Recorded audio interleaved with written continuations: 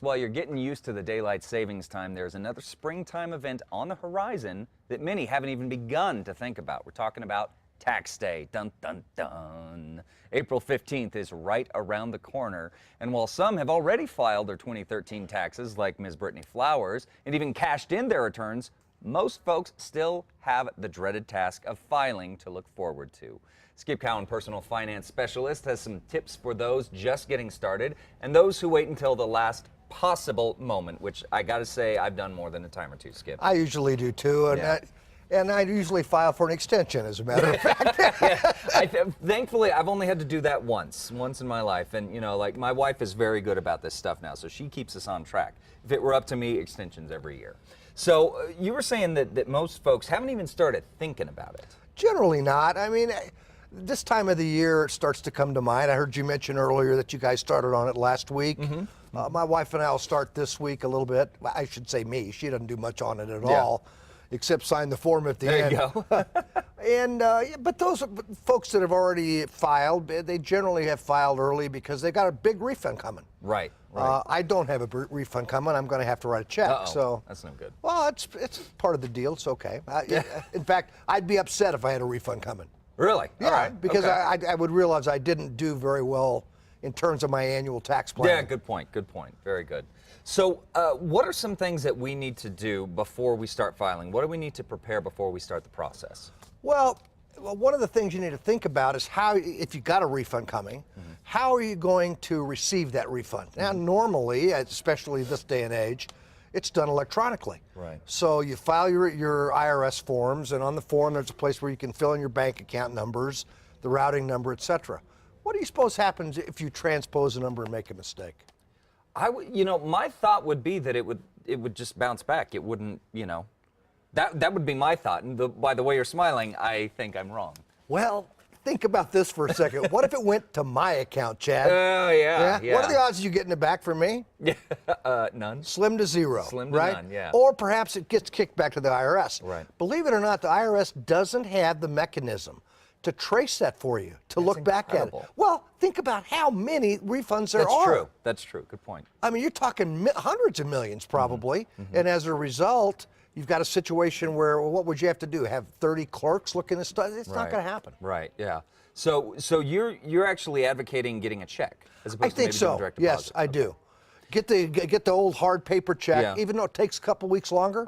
It's worth it. Now, is it one thing, because we were talking about this on the earlier show as well, one thing that sort of struck me, there's also the danger of losing the check. Now, is there better recourse if they lose the check?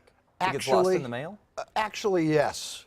There is? Really? Yes. Okay. A paper check, they will trace back and realize that it has not been cashed and issue you another one. It'll take some time. But with the electronic thing, man, that's a nightmare. No, and the odds of you getting your money back, honestly, are very slim. Really? Yes. Wow. Okay. So that's good to know. Just don't take the risk. Don't take the risk. Yeah, okay. That's all. Good point. All right. So also now, if we've got an extra, maybe a side job, we've got some dividends that are going to pay, but maybe it's not a lot of money. Should we report that? Is there a minimum amount that we should report? The minimum amount is every dime you make. Every dime. Every dime you make. And the reason being is that these people that pay you will issue a 1099 to the IRS. Gotcha. And most of the time you get those in the mail. Do you realize how many people throw those away? Probably a lot of It's folks. an unbelievable number, and they don't think about it because it's a small amount of money. Well, right? the school of thought, if we're making a small amount of money. School of thought is if it's less than $600, I don't have to declare it. That's a myth. Wow. It's not true.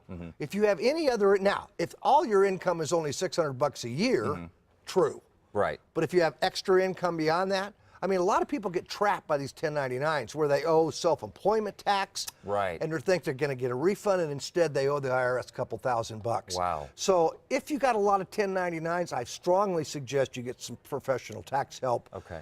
Don't do this on your own. To make sure every dime is accounted for. Absolutely, yeah. Okay. Makes sense to me. Okay. Now, we've got some new taxes that we need to be worried about this year? Well, yeah. Always new taxes, aren't there? Always new taxes. This one concerns the Affordable Care Act. Okay.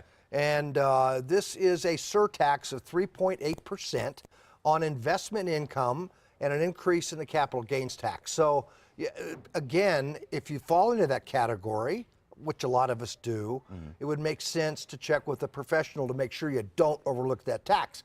Because if you do, the penalties and interest are going to eat you alive. So Gotcha. it's again, think about it, check it out, make sure that you're paying everything that you owe. Gotcha. Now, just very quickly before we go, you are a very proud member of the Rotary Club here. You're celebrating the 100th anniversary at Explora. Just very quickly, can you share details if folks want to get involved, how they do that? I can. The Rotary Club of Albuquerque is celebrating its 100th anniversary in 2016.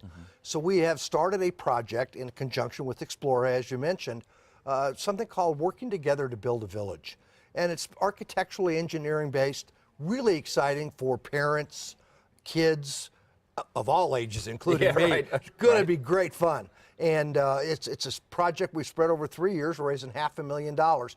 And one of the things that you can do as an individual is think about maybe you'd like to become part of the Rotary Club of Albuquerque. We always look for community-minded members and get involved with us in celebrating 100 years of really incredible history. Do you know that we paved Central? Rotary Club of Albuquerque paved Central the first time. No, I did not know that. Was one of the first projects we Wow, did. that's great. Yeah. Great stuff going on, folks. We'll have links to this on our website at casa.com under the Style tab. Skip, always a pleasure to see you. Indeed, sir.